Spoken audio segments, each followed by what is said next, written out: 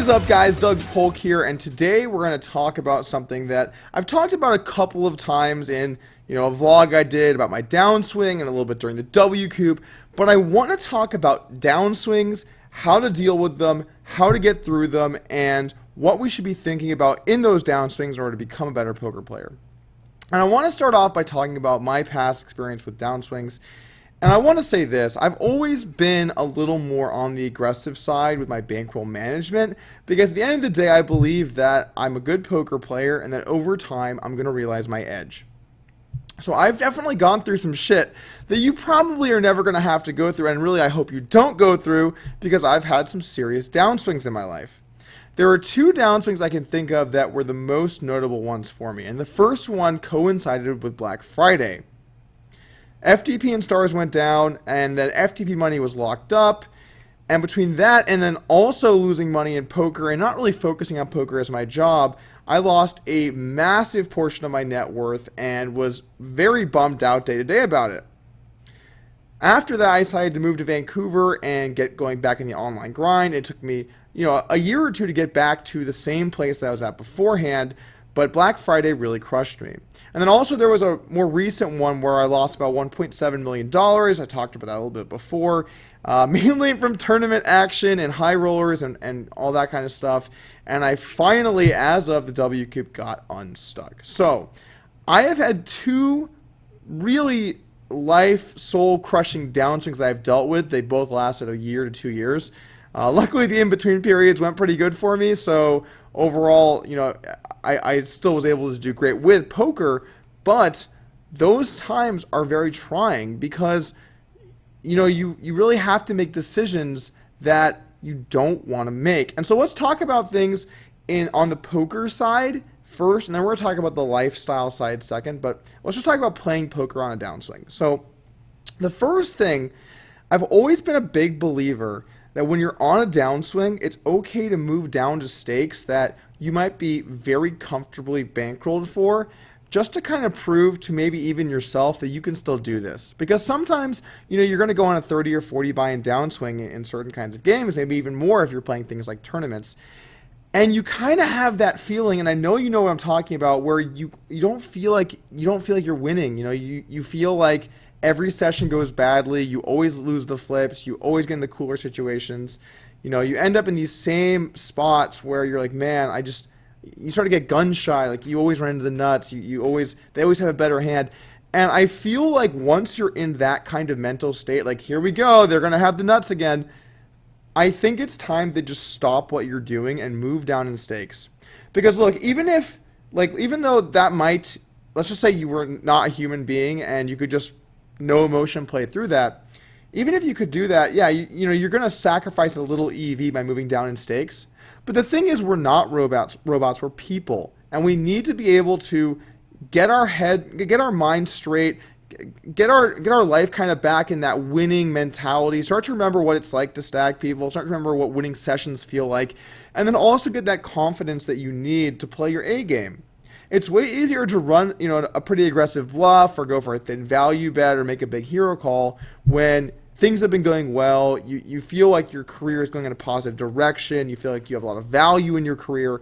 And so I think that stepping down even, several stakes just to book some, solid sessions of winning is a really good thing to do. And then also, if the losing continues, you can really start to assess your game in a more, okay, I've been losing for a long time now. Let's look at some of the things I'm doing. Like, what do the best players do, right? Do they use these sizes? Do they use these hands?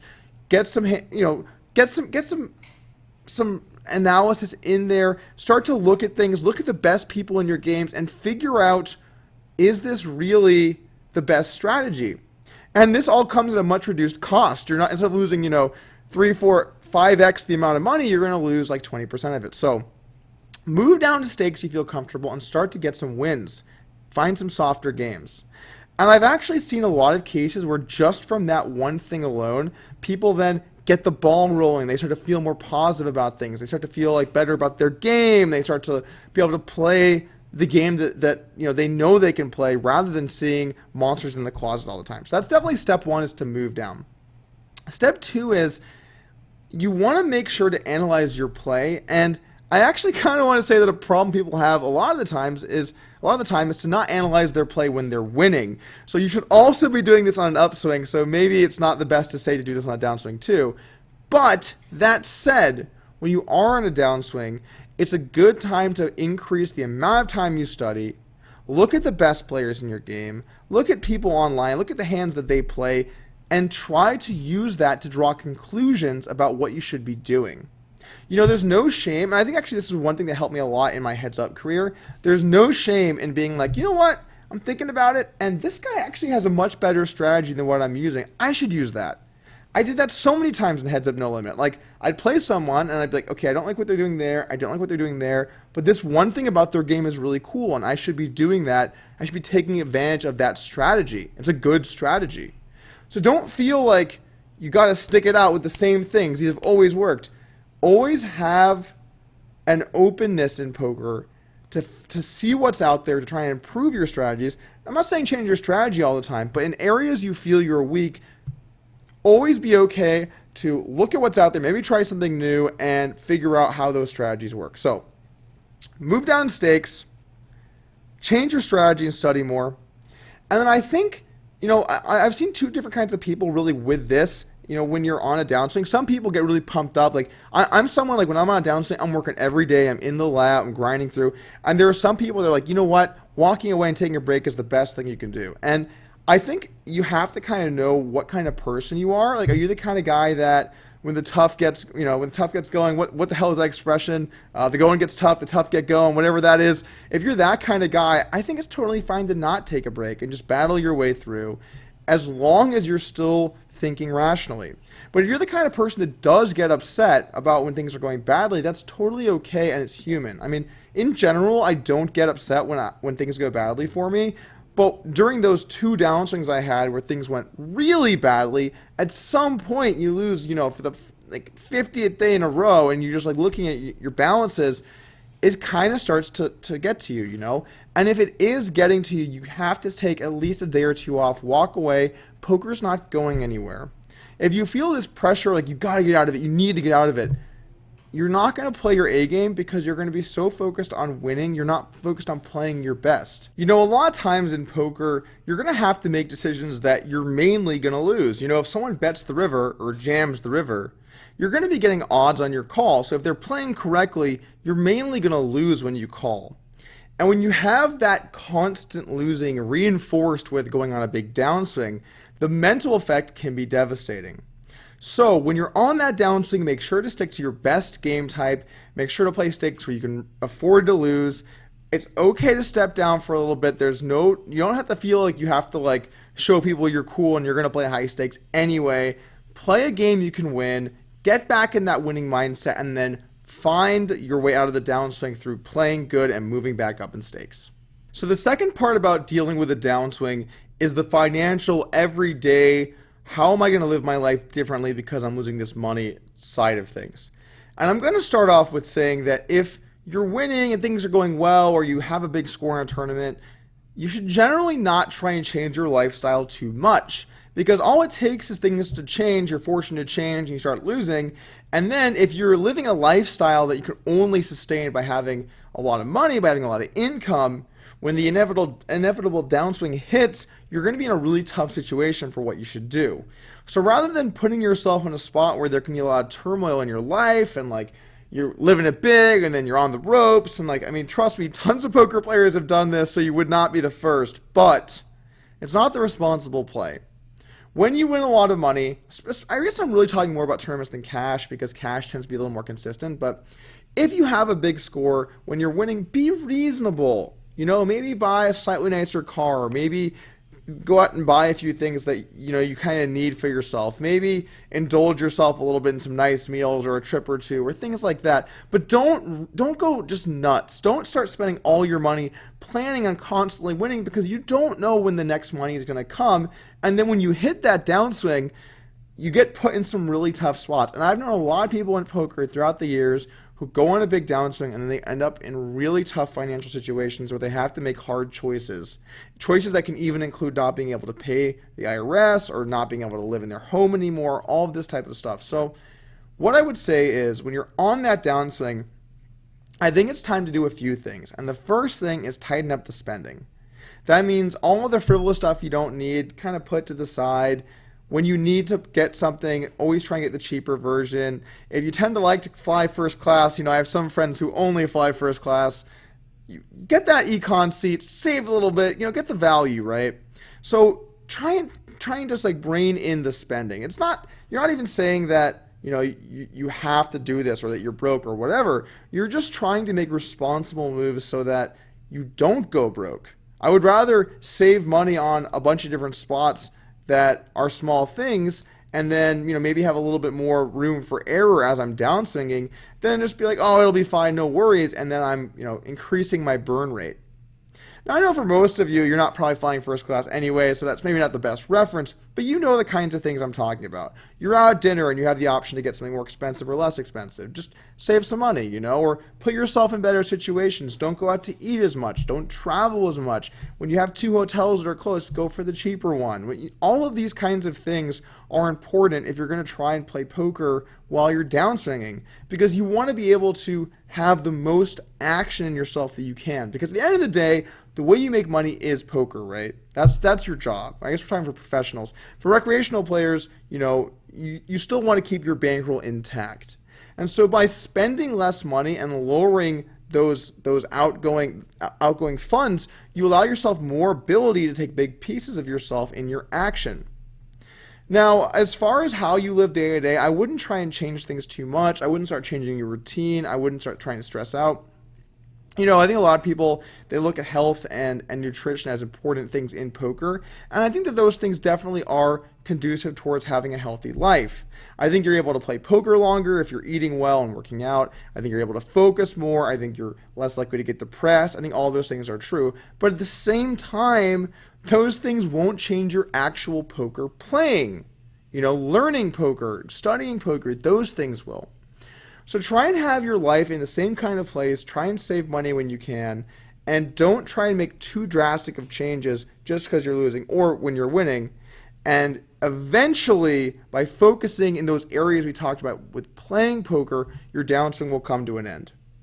Now, I know it's easy when you're on this big downswing to kind of give in and feel like, well, I'm never going to get out of this. And I've had that feeling twice. I had that feeling not even a year ago where I was like, wow, this is just not going to end. I just feel like I can't win. It doesn't matter what I do. The losing just keeps going on. What am I going to do? And the thing is, if you approach it like a professional and you work hard every day, you're going to get out of it eventually. At some point, as long as you're a winning poker player, you're going to get out of it. Now, I'm not going to sugarcoat this shit for you and say, oh yeah, the upswing's right around the corner. I'm not going to say that to you because it's not. It can always get worse before it gets better. It's not like, oh, if you lose X amount of all-ins, dude, you just win your next one for sure. You don't, okay? The math is the math. And sometimes small probability things can compound to be a very unlikely thing. But bricking in tournaments isn't even that unlikely. If 15% of a field pays, your chance of, let's say you have an edge, your chance of not being paid in that tournament is like 80% or something, depending on your edge. Maybe it's more, maybe it's less. So when things that are likely to happen compound, it can actually get kind of ridiculous how long you can brick tournaments for. So don't get too riled in those situations. Go into poker before your downswing making rational decisions. Accept your decisions. If you decide to do something, accept responsibility for what has happened to you. That's a really important thing. And then in the future, don't make those mistakes again. Or if it was the right decision, then continue to make those decisions. But don't beat yourself up over a decision, because here's the thing, guys. The past is the past. You have to look at it, decide if that was the responsible move or not, and then learn from that mistake in the future. Maybe you're not okay losing a lot of money on tournament pieces. I have some friends that definitely aren't. I have some friends that are totally cool with it. But know who you are. Learn from who you are. Don't get angry you made those mistakes. I think a lot of people live with some regret about when they had a big score, like, oh, why didn't I just do this thing that would have been so easy? I could have saved money. I could have not done that. Don't live with that regret, because you only live once and it doesn't help you in the future. But at the same time, you should be responsible enough to understand what happened and then not make the same mistakes in the future. I see a lot of people that post in the comments where they say, like, oh, like, I never cash out. Like, I always go on this downswing. I can't do this. What am I doing wrong? And the thing is, I don't think you've actually sat down and really grasped what you've done in your actions. You think about poker in the moment you're in, but thinking about it from a broader, bigger perspective, what decisions have I been making? Am I okay with those decisions? Is this the right approach? Am I all right with these kinds of things happening to me again in the future? For me personally, I think I've learned a little bit from both downswings that I kind of want to go a little more conservative when I can because I don't like being in those positions. I don't like being on that big downswing. But sometimes there's really no way around it. If you want to be a professional and try and maximize your edge as you can, sometimes you have to be okay losing a lot of your money. But the thing is, you take your experiences, you learn from them, and then you don't make those mistakes again. If you decide they're not mistakes, then continue doing it and try and get that edge over time.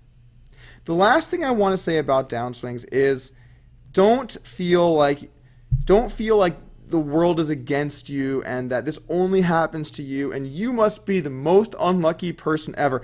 I actually seriously remember playing NL50 way underrolled in my first year of my career. I probably had 4 or 5 buy-ins. This was some seriously great bankroll management. And I remember opening up pocket 10s, heads up, and getting 3-bet. I called, and the flop was 10-5-2. Decent flop. My opponent bet, and I looked at the money that was out there. I was in high school, I was 18 years old. And I look at the money in the pot, and I'm thinking to myself, I just don't want him to suck out here, right? Because it's so much of my money. So I just jammed the flop. If you have an overpair, you can call and have very little equity. But really, you should just fold, dude. Just let it go. I have top set.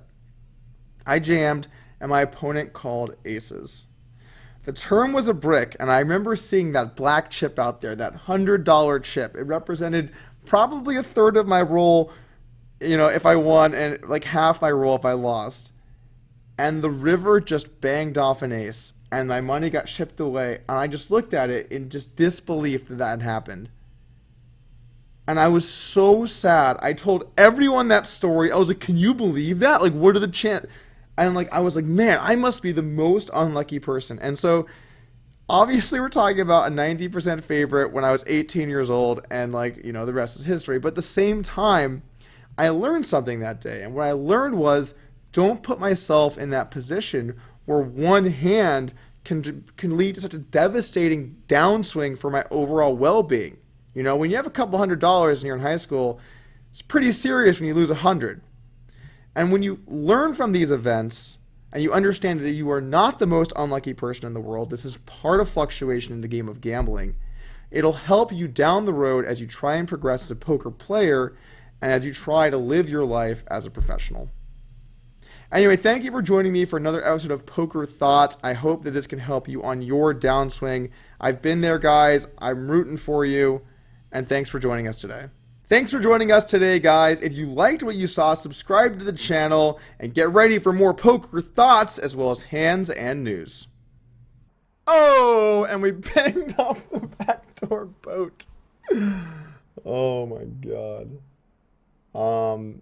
Do we go for the value? I mean, he can have Jack or 7-7. Those are both hands he could have. Kind of unlikely though. I mean, I guess we just go for the value.